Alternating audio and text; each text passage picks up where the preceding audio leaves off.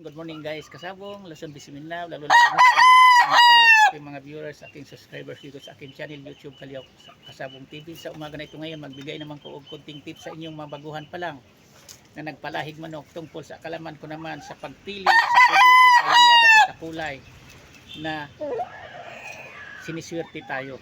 Kasi hindi lahat na kulay sa minamanok natin na gialagaan nating mga palahi natin na sinuswerte tayo, may kulay lang talaga na nagbigay swerte sa atin. Bago ko ipagpatuloy kasabong, ipakila ko muna sa inyo, ito siya din ang minamanok ko nga nagbigay swerte sa akin. Winner na ito siya, baldado na itong kabilang paa, kabilang pakpak. Ito siya ang kulay na gray talisay. Ang mga gray talisay kong mga itong kulay na mga palahi, lamang ako sa panalo kaysa talo. Sa lahat na minamanok ko ng mga kulay, itong gray at saka pula lang talaga ako siniswerte. Kasi hindi lahat na manok nating mga kulay nialagaan natin na siniswerte tayo. Bawat isa sa atin na magmamanok, iba-iba ang hiyang sa atin na kulay na doon tayo siniswerte. Kasi ako may mga manok dito kung gold, puti, mga bulik, itim, batik pa, hindi lang kay dalawang minamanok ko nga kulay. Ito ang kulay na manok ko nga gray talisay na siniswerte ako at saka pula, pero hindi lang ang dalawang kulay na yun, pula o gray ang minamanok ko. Marami ako dito mga iba-ibang kulay, may mga materialis din akong iba-iba ang kulay. Kayang hindi ko giwala yun kahit hindi swerte sa akin mga kulay na yun, yung mga iba-ibang kulay tulad ng gold, mga puti. Kasi yung kumukuhang manok sa akin namimili, gusto din nilang mga kulay ganun, gold o kaya puti. Doon din sila swerte sa mga ganung kulay. Kaya pinagbigyan ko sila, kaya nagpalahi din ako mga ganung kulay. Pero dito sa mga itong kulay kong mga gray, ito ang ginagamit ko talaga mga personal na pang entry ko sa mga palaro sa manok, sa mga subuan kapit na hindi ako argabyado. May talo man ako, pero lamang ako sa panalo kaysa talo kapag pula ang gagamitin ko at saka gray talisay tulad nito. Kasi nasubukan ko na kasi yan sa ibang mga kulay. Bihira lang yung ibang kulay na siniswerte ako. Tinatandaan ko talaga yon. Kasi tumatanda na tayo dito sa pag-alagang manok. Kailangan tandaan din natin kung anong kulay nagbigay swerte sa atin. Yan ang natin na yan ang i-condition natin kung gustuhin man natin mo-entry tayo sa industriya sa laro sa manok.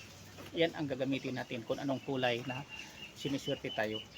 Kasi wala namang mawala sa atin kapag yan paniwala na yan ang kulay na siniswerte tayo, kung yan ang lagi nating paniwalaan.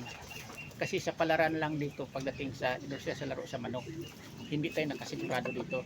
Pero mas advantage na lang tayo kapag ang manok natin ginagamit yung manok na kulay na sinuswerte tayo, pag yan ang ginagamit natin sa larangan sa industriya sa laro sa manok. Yan totoo. Kasi dito sa pagmamanok, hindi talaga lahat na kulay na siniswerte tayo. Ako na ang magpapatunay sa inyo dahil sa katagal ko na dito sa industriya sa pag-alagag manok, sa pagpapalahi, sa pag-entry sa industriya sa laro sa manok. Ang gray o talisay lang talaga o kulay pula lang ang lamang ako sa panalo kaysa talo. Pero sa ibang kulay, bihira lang ako siniswerte. Ito to. Kaya nasa inyo yan ng mga baguhan pa lang, kung ang may advice ko lang sa inyo, nasa inyo yan kung ano ang kulay na kinakahiligan nyo, kung anong kulay ang nagbigay swerte sa inyo, nahiyang sa inyo, na iyan ang nakaswerte kayo, na nag-champion kayo. Iyan dapat ang huwag nyong walain, iyan dapat ang alagaan nyo, mamahalin nyo, na mas lalo nyo pang padamihin yung mga linyada, mga lahig, mga kulay na yan, dahil iyan ang nagbigay swerte sa inyo. Ganyan din ang ginagawa ko. Kaya tumagal ako dito sa industriya sa laro sa manok o sa pag-breed, sa pag-alaga. Kasi ako, hindi ako bumabase sa kagwapuhan o pamumukha sa manok. Tingnan nyo naman itong gray mga talisay ko, simple lang ang pagmumukha. Lalong-lalo na hindi ko pinagwapo pagupit, pinirahan ko lang lambi, palong sa pang-ibaba, may hindi ko tinanggalan, hindi ko inalis yung tainga. Yan o, simple lang ang buntot. Yan. Pero lamang ako sa panalo kaysa talo. Kaya hindi ko to giwala-wala na mga lahi na ito. Kumuha pa ako, pumili pa ako sa mga lahi nito na mga babae. Ginamit kong inahin, kuhaan kong lahi para mapadami ko kasi sila ang mag-produce ng itlog para mapadami itong mga Gretalisay. Tapos may mga ginamit din ako talagang Gretalisay, yung ama nito nga 3 times winner baldado na rin. Ito na gamit ko na rin ito siya, may anak na rin ito siya. Kasi nabaldada din ito siya dahil winner na din ito, 2 times winner ito. Ito ang ginagamit ko nung nag-entry ko sa San Juan Cockpit Harina. Ito siya ang nag-champion dito, Greco. Kaya may napatunayan itong mga kulay na Greco at kahit simple lang ang mga pagmumukha.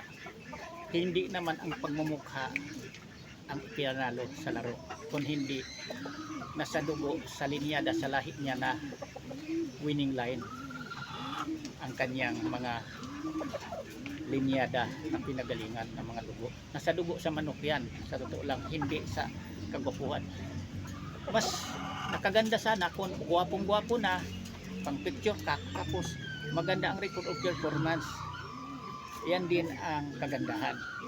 Pero kung hanggang kapugian lang, pang picture kak lang ang pormahan niya, tapos hindi naman pang picture kak ang laro niya, ang performance niya, dito lang tayo sa mga manok na simple lang, pero ang mga laro nito at saka ang record of performance may mga kabapuhan, pang picture kak na rin yun, na tingnan ang kanilang record kung ito ang gagamitin mo.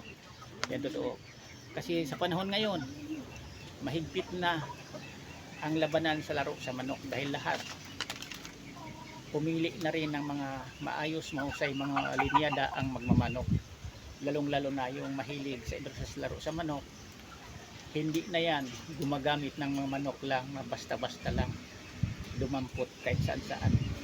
Bumibili na din sila ng may mga kamahalan na manok. Yan ang ginagamit din nila, pinapalahi nila. Kaya hindi na basta-basta ngayon. Kaya para sa mabaguhan pa lang, parang hindi tayo agabyado sa ating mga palahi din ng mga manok.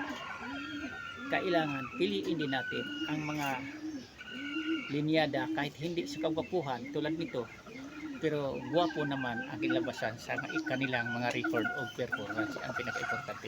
Hanggang dito muna ako kasabong. Sana mayroon kayong kunting matutunan sa umaga na ito ngayon tungkol sa kalaman ko sa pagpili sa manukin natin. Nagkadepende yan sa inyo kung ano ang kulay na hiyang sa inyo, na yan ang nagbigay swerte sa inyo. Tulad sa akin, ito green, nagbigay swerte sa akin, ito ang pinadami ko. Ganyan din ang padamihin nyo kung anong manok din na kulay nagbigay swerte sa inyo para makamit nyo din ang lamang sa panalo ay sa talo. Yan lang, thank you. Alis ko panood, bukas ulit. Bye bye.